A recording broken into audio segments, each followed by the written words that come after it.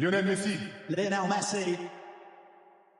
Seventh heaven for Leo Messi. He's done it again.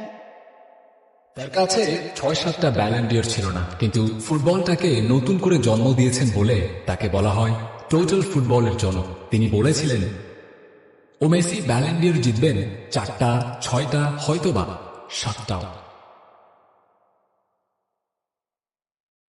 কালে কালে অনেক বেলা হলো রতনে, রতন চিনল ইয়োহান ক্রুইফের কথাটাও সত্যি হলো। কতটা পথ পাড়ি দিলে একজন লিওনেল মেসি হওয়া যায়, কতটা পথ পাড়ি দিলে ৭বার ব্যালন ডিওর মুকুট পাওয়া যায়।